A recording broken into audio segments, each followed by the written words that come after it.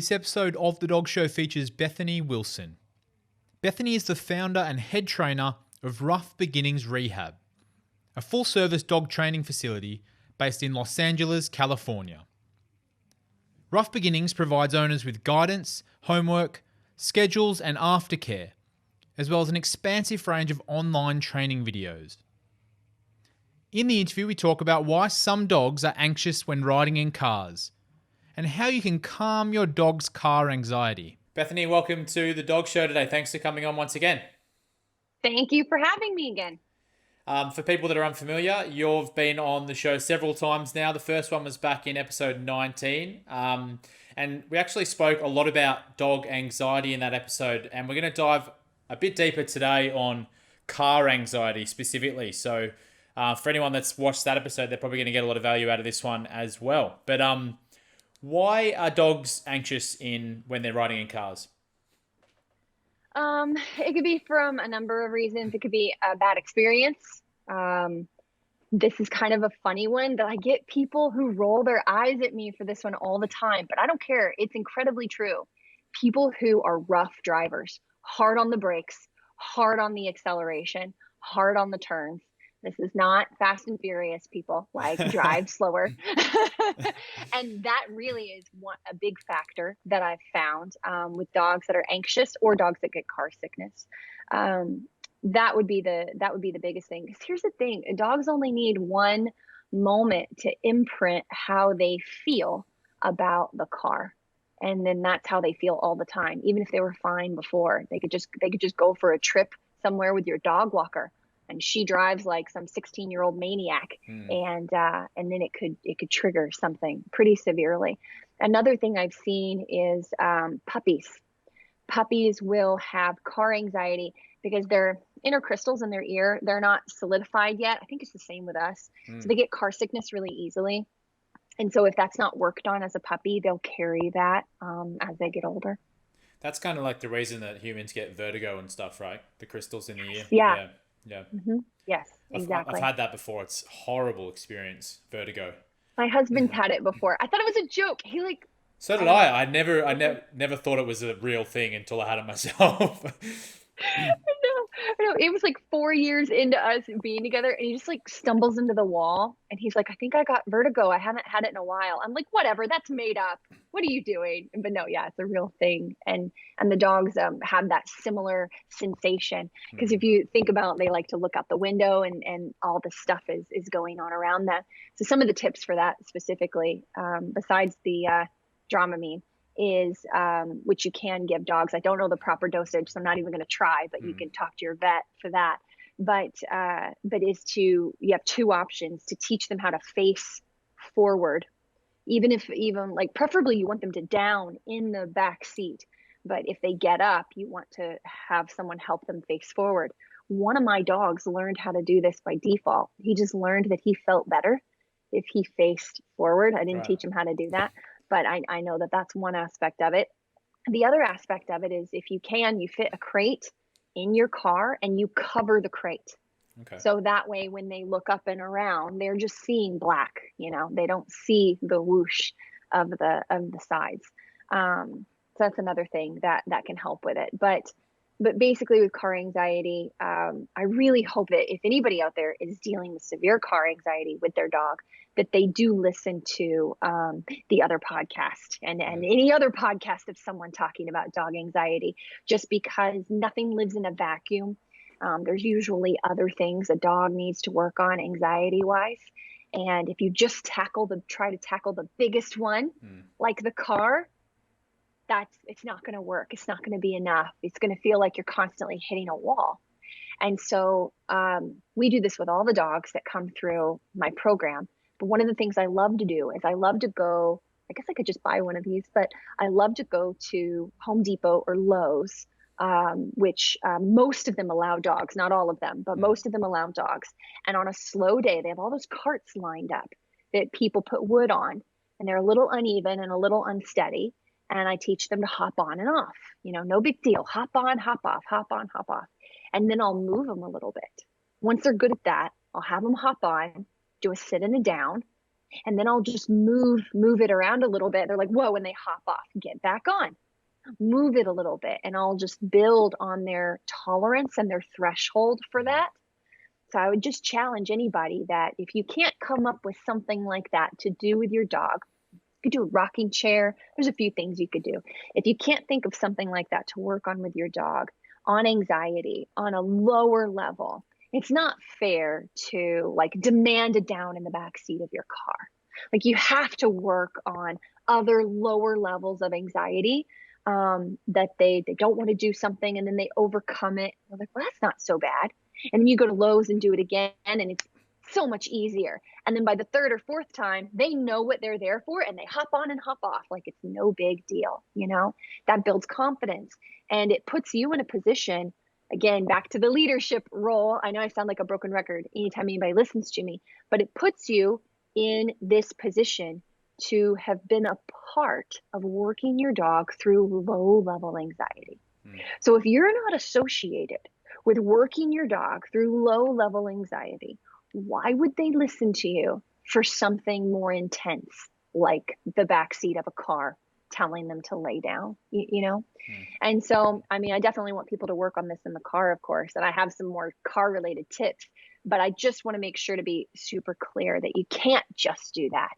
You've got to do other things too that are slightly challenging for your dog or medium level challenges and overcome those at the same time. You mentioned the crate in the car. Is there a best way for a dog to travel? Does it depend on their size? Like, should they travel in, if they're a small dog, is it good to travel in the lap of someone, or should they have a harness which attaches to the seatbelt? Should they be in a crate? Oh, that's really good. So glad you mentioned the harness one. So let me just say, as a dog trainer and as a professional, you should always have your dog hooked in to your seat belt when you're to a seat belt when you're traveling anywhere for safety in case you were to get into a car wreck. Because yes, a dog will fly through a windshield or hit a windshield or hit the back of your seat if it's a large dog and knock you out. I've just a few situations I've known about. Am I always perfect on that? Of course not. Of course not. I will say that when I was training my small dogs are always in laps, like you mentioned. When I was training my small dog, she was hooked up to a harness and learned how to do a down in the back seat, like lonely back there, learn how to be independent and deal with it. But once she got good with that, she could be in my lap. It's no big deal. But yes, it's much better if they're secured in properly. So I definitely want to make that super clear, is that securing your dog in is always what you're wanting to do for safety. But with that being said, it's always working on a down in the back seat. And then if I'm going somewhere longer, like say I'm taking a trip somewhere, if you can fit a crate in your car, practice in crate as well.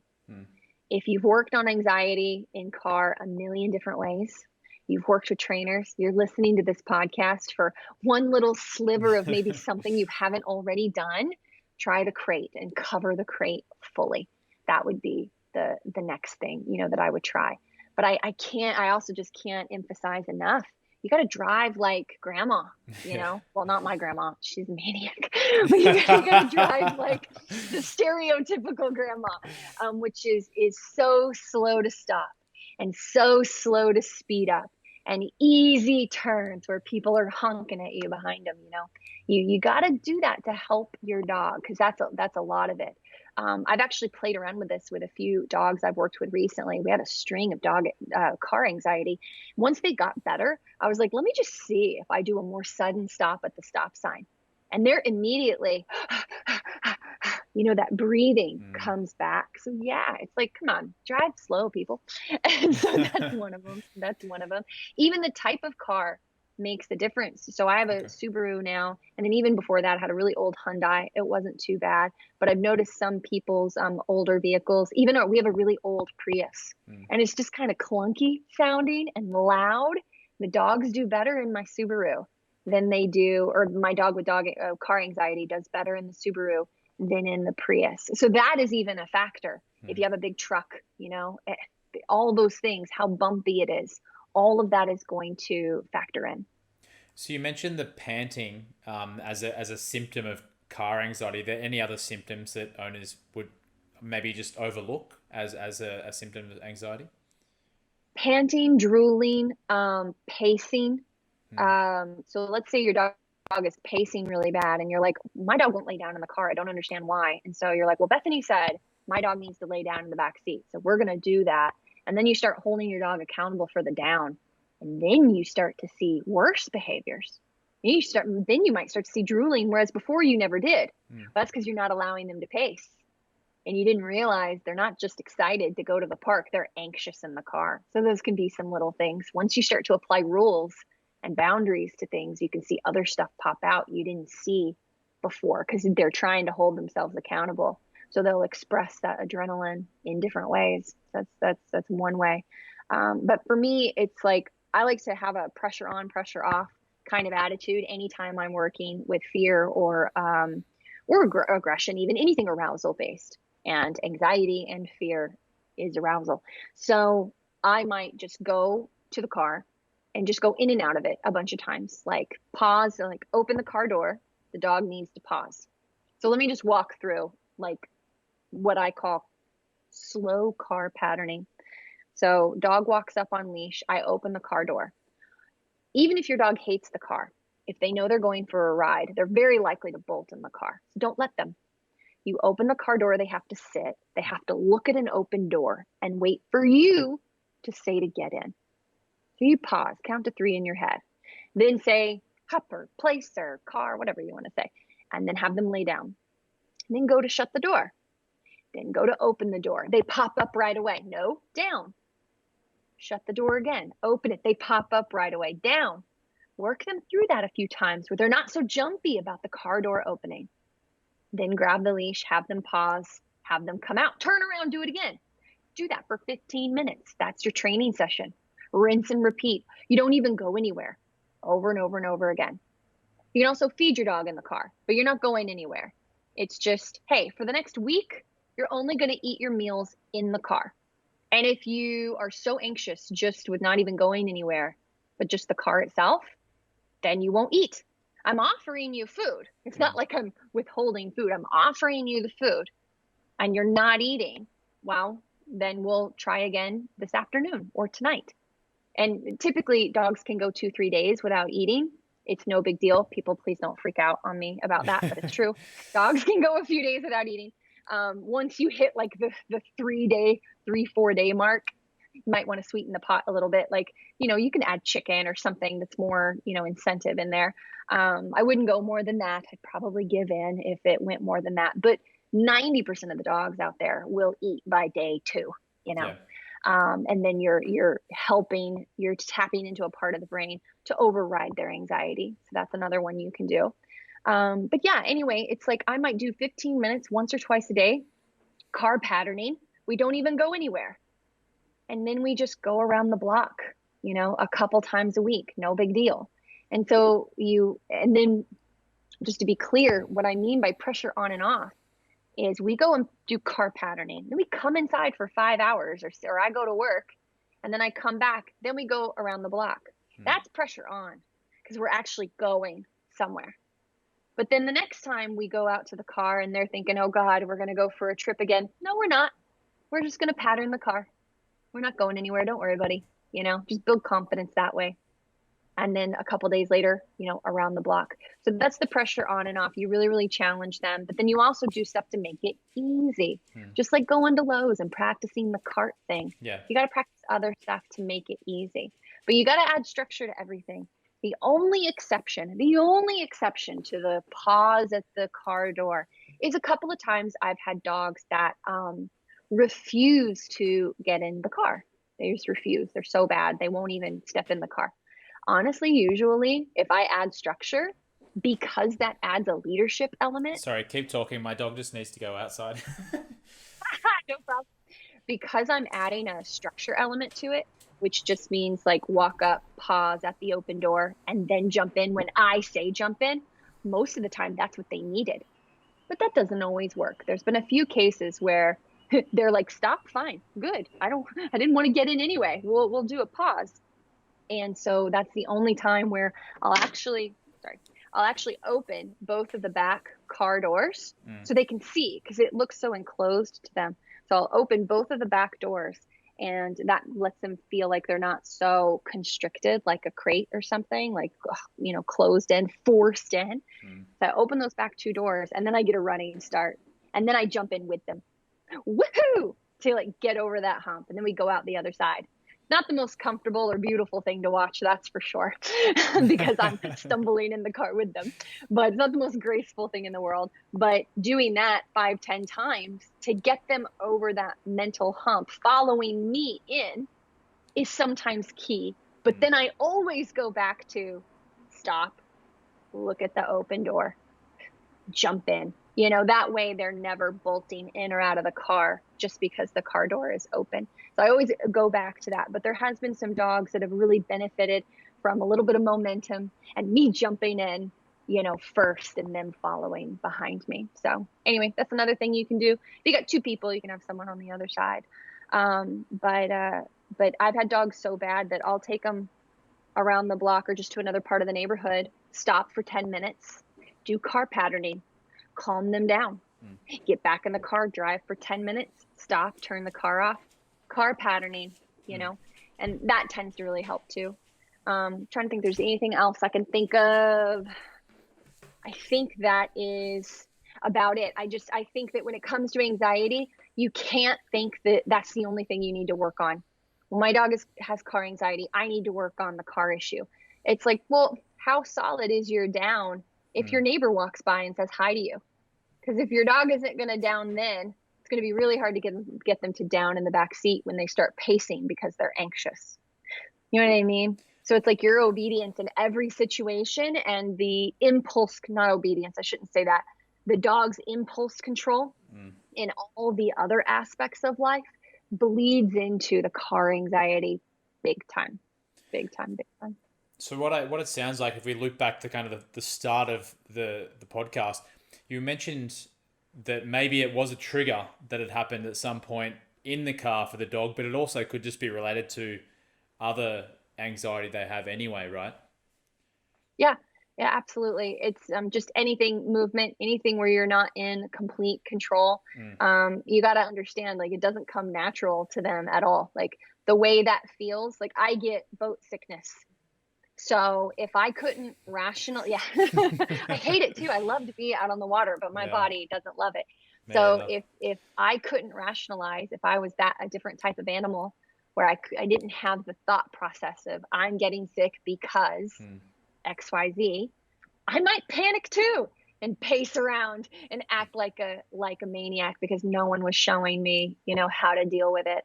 So that's just kind of what I attribute it to. It's like, it also just feels really awkward, and dogs are really uncomfortable with that. Just like sometimes I put a dog on those carts at Lowe's and they just freeze up, and then they look for a moment to bolt off, and then it's really hard to get them back on because it feels uneven under their feet, and they just don't have any resiliency for that kind of thing built up. So we got to work on it.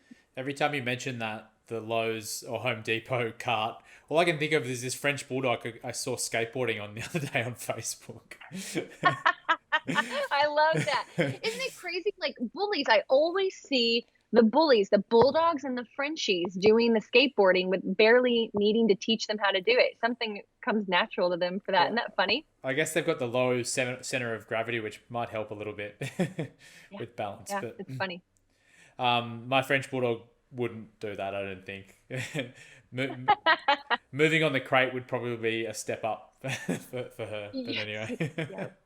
Yep. And especially with the smaller dogs, it's like go for the crate. With the larger dogs, I know it's a lot harder to do that. Even tinted windows. Like I don't know like even here in the States, tinted windows is different in each state, like how tinted you can have your windows. Okay. I don't know, how it is where you are, but even heavily tinted windows and your dog is in the very back can really help because, and then drive slower, people, and be more considerate. I shouldn't say drive slower, more considerate of a driver with your accelerations and your brakes. I'm telling you, it makes a huge difference.